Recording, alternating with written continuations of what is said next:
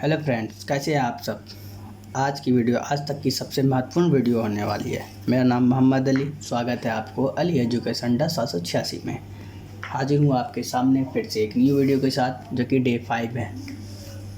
इससे पहले 4 shift upload कर चुके हैं। वो भी क्वेश्चन अच्छा लगा तो लाइक कीजिए, कमेंट कीजिए एंड शेयर कीजिए अपने दोस्तों में। चलिए क्वेश्चन की तरफ बढ़ते हैं। 41 विलियम्स हॉकिंस के विषय में निम्नलिखित कथनों में से कौन असत्य है। विलियम्स हॉकिंस के विषय में निम्नलिखित कथनों में से कौन असत्य है। यह तुर्की भाषा नहीं बोल सकता था। आगरा में जहांगीर के दरबार में यह राजा जेम्स द्वारा सम्राट अकबर को लिखे पत्र के साथ पहुंचा। उसके पोता का नाम हेक्टर था। निकट पूर्व का उससे बहुत अनुभव था। क्वेश्चन क्या बोल रहा है। विलियम्स हॉकिंस के विषय में निम्नलिखित कथनों में से कौन असत्य है। यह तुर्की भाषा नहीं बोल सकता था। आगरा में जहांगीर के दरबार में यह राजा जेम्स द्वारा सम्राट अकबर को लिखे पत्र के साथ पहुंचा। उसके पोता का नाम हेक्टर था। निकट पूर्व का उसे बहुत अनुभव था। 41 का आंसर क्या होगा। सही जल्दी बताइए। 41 का क्या होगा। ए, वह तुर्की भाषा नहीं बोल सकता था। 42 क्वेश्चन। वास्को डी गामा के कालीकट पहुंचने पर वहां के शासक की क्या प्रतिक्रिया थी। क्वेश्चन क्या बोला। वास्को डी गामा के कालीकट पहुंचने पर वहां के शासक की क्या प्रतिक्रिया थी। उसने उसके आगमन पर कोई ध्यान नहीं दिया।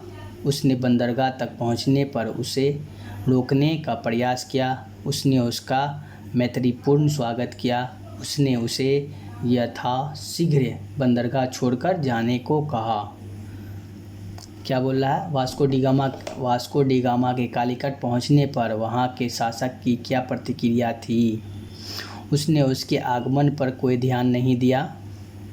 उसने बंदरगाह तक पहुंचने पर उसे रोकने का प्रयास किया। उसने उसका मैत्रीपूर्ण स्वागत किया।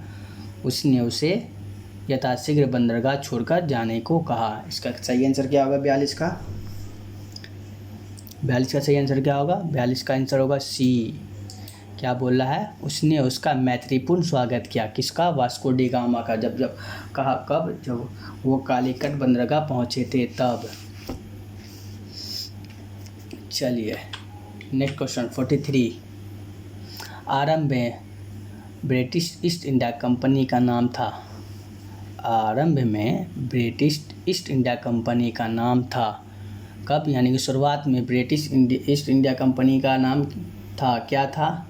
ए British India company to trade with India.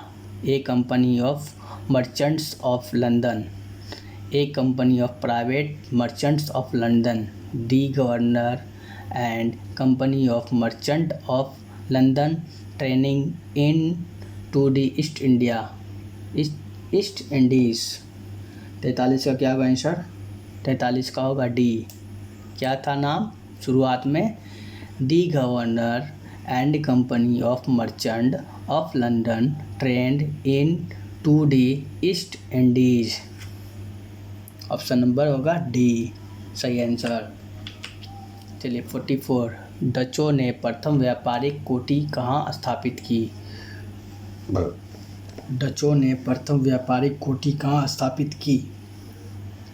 Option Pulicat, Ahmedabad, सूरत, बम्बई। क्या बोल रहा है। Question number 44। डचों ने प्रथम व्यापारिक कोठी कहाँ स्थापित की। पुलिकट, अहमदाबाद, सूरत, मुंबई। 44 का क्या आंसर होगा। 44 का एक होगा।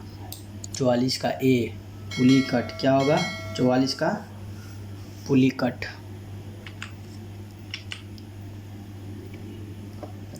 क्वेश्चन नंबर 45 यानी कि 45। ईस्ट इंडिया कंपनी किस चीज़ का भारत से निर्यात करती थी? क्वेश्चन क्या बोल रहा है, ईस्ट इंडिया कंपनी किस चीज़ का भारत से निर्यात करती थी? सूती कपड़ा, नील, कच्चा रेशम, कॉफ़ी। ईस्ट इंडिया कंपनी किस चीज़ का भारत से निर्यात करती थी? सूती कपड़ा, नील, कच्चा रेशम, कॉफ़ी। क्या होगा इसका आंसर? इसका आंसर होगा ए। इसका क्या आंसर होगा? इसका आंसर होगा ए। सूती कपड़ा भी करती थी भारत से निर्यात, नील भी करती थी, कच्चा रेशम भी करती थी। कॉफ़ी तो वहाँ पे तो होता ही था, तो कॉफ़ी की कोई ज़रूरत ही नहीं था। ये 3 चीज़ करती थी। क्या होगा? 1 2 3, जो कि ऑप्शन नंबर ए में है। चलिए 46 नंबर। फ्रांसीसी राज में पांडिचेरी के पूर्व विलयत हो गया था। क्या बोला? फ्रांसीसी राज में पांडिचेरी के पूर्व विलयत हो गया था। चंद्रनगर, कारिकल, माही, उपरोक्त में से कोई नहीं। 46 का क्या आंसर होगा? 46 का डी, ये सब में से कोई नहीं था। इसका आंसर आप बताइएगा, क्या विलयत हो गया था?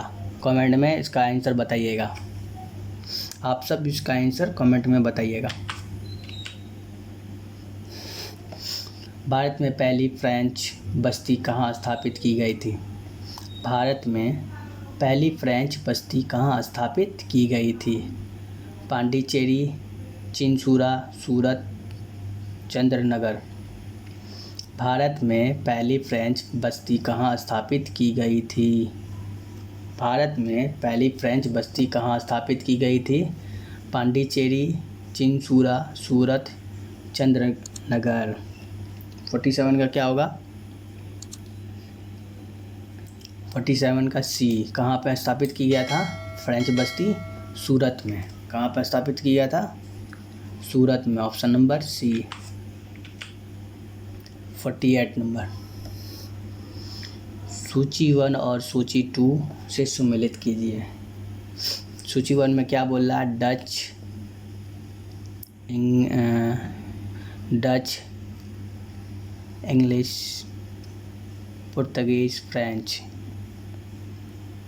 ऑप्शन नंबर 2 में क्या बोल रहा है? मतलब सूची 2 में गोवा, पुलिकट, हुगली, चिनसुरा।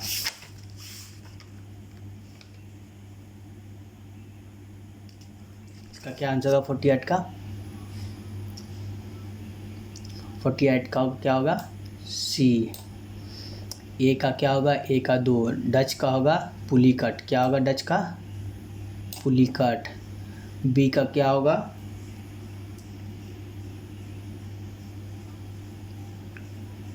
बी का क्या होगा? बी का हुगली। इंग्लिश का क्या होगा? हुगली। इंग्लिश का क्या होगा? हुगली। और सी का ए पुर्तगीज का क्या होगा? गोवा। और फ्रेंच का क्या होगा? चिनसुरा। फ्रेंच का डी का 4। फ्रेंच का क्या होगा? चिनसुरा। इसका क्या सही आंसर होगा 48 का? सी। 49 क्वेश्चन। परवर्ती 17वीं एवं प्रारंभिक 18वीं शताब्दियों में इंडोनेशिया द्वीप समूह में भारतीय अफीम के निर्यात पर किसका प्रभुत्व था? क्या क्वेश्चन बोला? पर्वतीय 17वीं शताब्दी में एवं प्रारंभिक 18वीं शताब्दियों में इंडोनेशिया द्वीप समूह में भारतीय अफीम की निर्यात पर किसका प्रभुत्व था? गुजराती एवं मलबारी व्यापारियों का, पुर्तगालियों का, डच ईस्ट इंडिया कंपनी का, इंग्लिश ईस्ट इंडिया कंपनी का। जल्दी बोलिए 49 का क्या आंसर होगा? 49 का सी। 49 का क्या होगा? सी, डच ईस्ट इंडिया कंपनी। क्या हुआ? डच ईस्ट इंडिया कंपनी का। आज का लास्ट क्वेश्चन। बंगाल के प्रमुख बंदरगाह हुगली से पुर्तगालियों को निष्कासित करने वाला मुगल बादशाह था? क्या क्वेश्चन बोला? बंगाल के प्रमुख बंदरगाह हुगली से पुर्तगालियों को निष्कासित करने वाला मुगल बादशाह था। कौन था? अकबर, जहांगीर, शाहजहां, औरंगजेब। कौन था? 50 का क्या आंसर होगा? 50 का होगा सी। क्या होगा आंसर? सी, शाहजहां था। ये वीडियो कैसा लगा तो अच्छा लगा तो लाइक कीजिए, शेयर कीजिए एंड कमेंट कीजिए एंड सब्सक्राइब कर दिए, बेल आइकन को दबा दीजिए। नेक्स्ट क्वेश्चन कल आएगा। Thank you.